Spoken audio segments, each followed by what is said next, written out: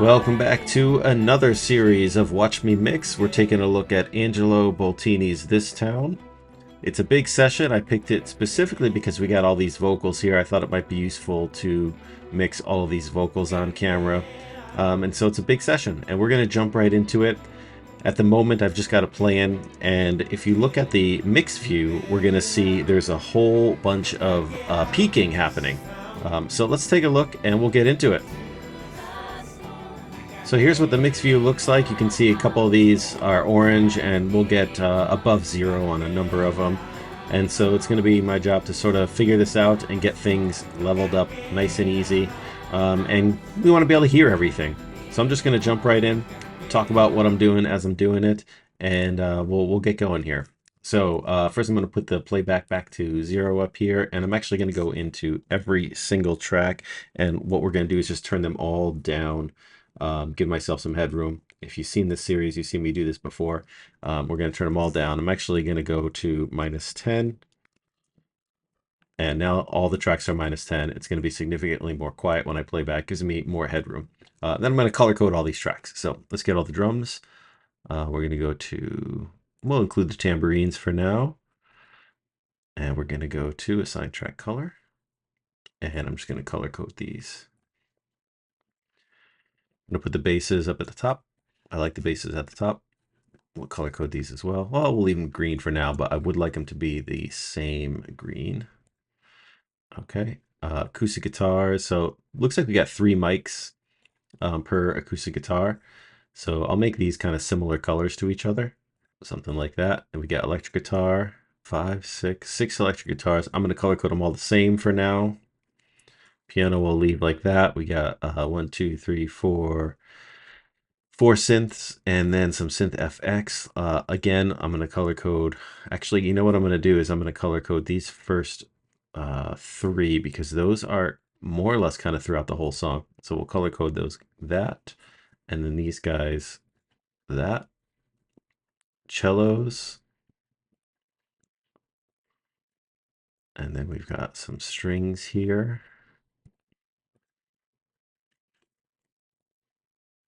Just trying to get organized.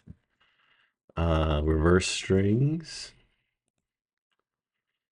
And then vocals. Now, to start with, I'm going to make all of these this purple color, and then we're going to come up to the lead, and it looks like, just using my eyes, not my ears right now, we've got 2 of the lead throughout. We'll make that one this color. Excuse me, like that. And then we've got, maybe it's like a triple take. Yeah, it looks like DT2, so double take 2. So we'll make that the same color. There we go. And then we've got a whole bunch of backing. So we'll leave those all that color for now. Okay, cool. So let's get into it. I'm excited to get this song mixed. Let's take a listen to these basses. Do recommend headphones, especially for the lower frequency stuff. But what I'm going to do here is I'm going to do this slightly differently. Sometimes I'm going to do a little bit of off-camera work, and then I will come back and show you what I've done. So I'm going to take a listen to this, and then I'll come back and show you what I've done. So let me show you what I did with the bass here. I made the executive decision to not use this bass amp one. They sound so similar. The bass amp to me is not adding much. So I'm just going to, basically, I'm going to right click it. We're going to go to configure track header. And then I'm going to turn on, oh, I've already got my power buttons. Sometimes they're not there. So I'm going to turn this one off, and then I'm going to hit H, turn on hide, hit H again. So now that one is hidden. All I did on this bass DI is I added a compressor.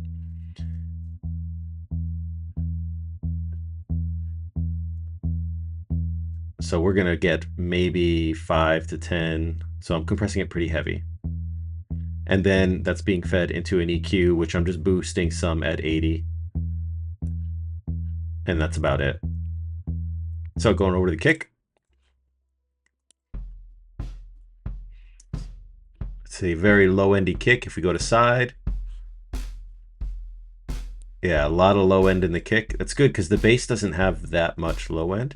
So I'm going to take a look at this one. We're going to see what the frequency range is. Yeah, very low.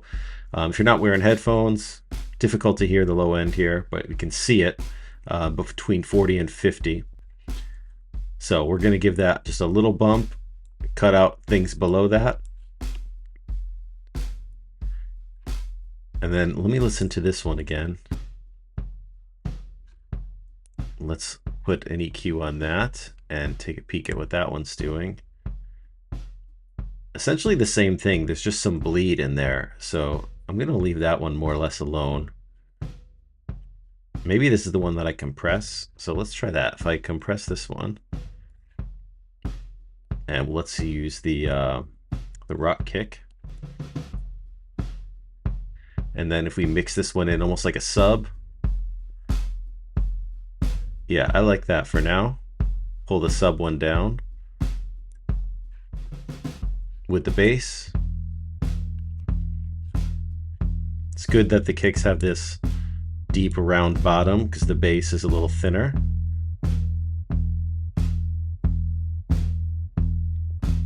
We really want them to work together. All right, let's take a look at snare. Only one snare mic, but I know there's a lot of snare bleed in the overheads. So this snare is going to sound a little bit lifeless. It's not bad. It does have some good body to it. Let's try the rock snare top.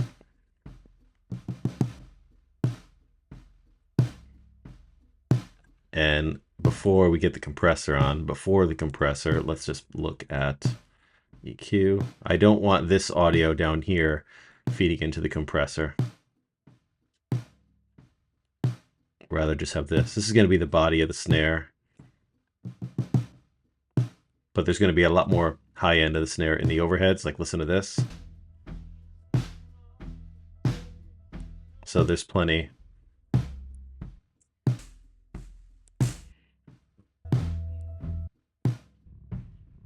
Yep, there's more in there. Okay, so this tom here.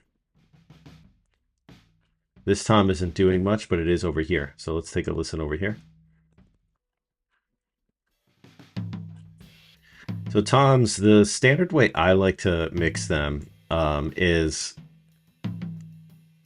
I look for the frequency of the toms, like their fundamental frequency, which is going to be right around here, a little over 100.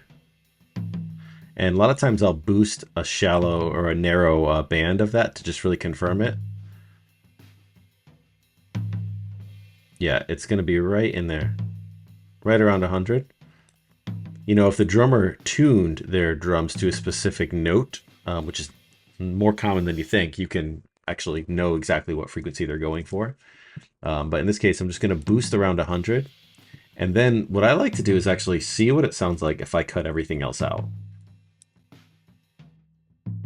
Yeah, so you see how that sounds muffled? And then I'll pull it back until it sounds a little bit less muffled. Remember, there's this in the overheads too, right around in here. And then I'll feed that into a compressor. That's typically how I start with toms like this. And then I'll use one of these presets to start, and we'll go from there. Let's just try opto toms. Is there any other tom ones? Type U toms. Let's see what this does.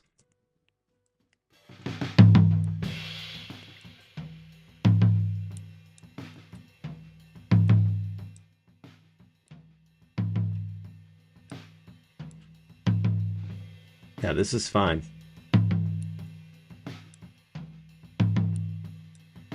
Yeah, I'll go with this. And now this tom over here, this is the low one. We're going to do the same thing. A little bit more difficult. To me, this sounds like it could have had much better mic placement. But we got what we got. Great candidate for replacing the drums. You can check out my video on that, like replacing these toms. This one, it's very similar frequency, actually. Oh, okay, it's way down here. Yeah, not great mic placement. This is over in like the 70, 80 range. We'll call it 70. Remember, the bass guitar is somewhere around 80, so this tom is technically, its fundamental is lower than the bass guitar. And then same thing, we pull out all the top. and then slowly bring it back until I feel like I've got enough top end on the tom. I mean, it's going to sound a little bit muffled because we're essentially muffling the bleed of the drums.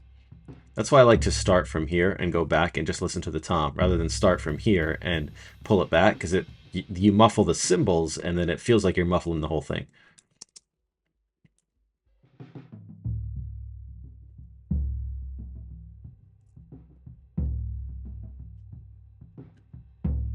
Somewhere in here. And then we'll copy the same EQ, the same compressor over, see what that does. Sounds a touch over compressed to me. Yep.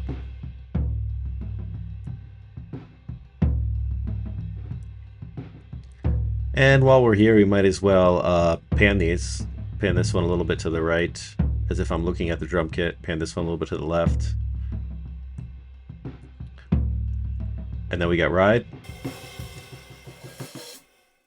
Yeah, this cymbal lives here-ish. That's all I'm going to do to it. Here it is before.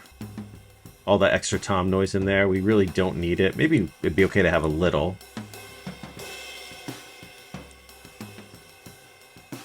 And then we're going to pan this.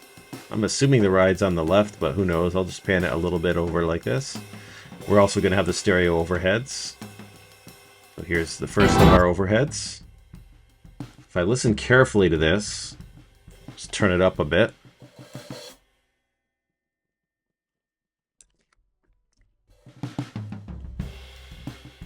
Yeah, the ride does sound slightly to the left. And the low tom is to the left, so that's good. And the high tom to the right. So that matches the panning I've already done, so that's good. This track gives us a lot of information. So I'm actually going to turn this all the way down. It's just overhead. All I'm going to do is put in this EQ to take out all the super subsonics. And we're going to ignore that for now. And this PZM. Oh, it's PZM mic. So this is getting some great top end snare. I'm going to do the same thing. I'll show you what I'm going to do with these tracks in a minute. I'm just going to copy that same plugin over, so I just take out the subsonics on this one. Worst mic. Let's listen to this one. Same thing.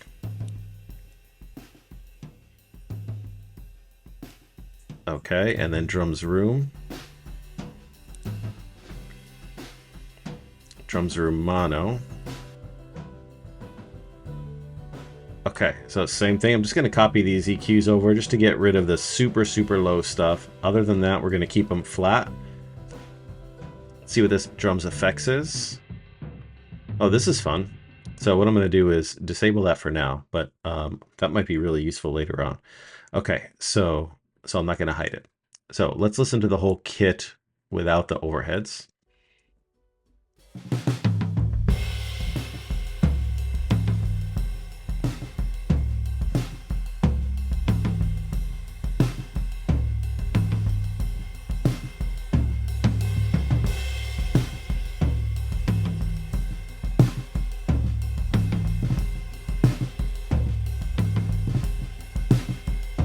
All right, so what I'm going to do here is I'm just going to mix in each of these overheads one by one, sort of see what they add. Not on top of each other, but individually.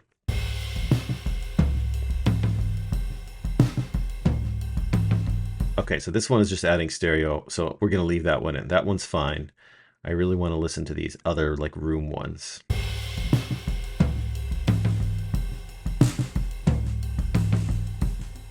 Okay, so the main thing this one adds is snare noise. It does add some other things, but it's the main thing it adds. Listen to this one.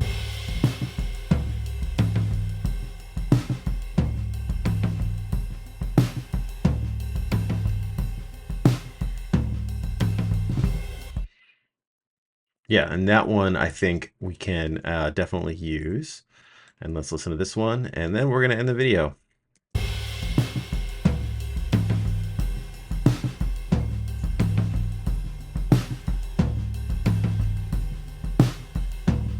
Yeah, that one's cool too. So I'm going to end the video here. We're going to get started on the next one, just choosing how exactly we're going to mix all these room mics in, because we're not going to just turn them all up. I just want to be tasteful about how exactly I'm using these. So stick around. The next video is coming soon.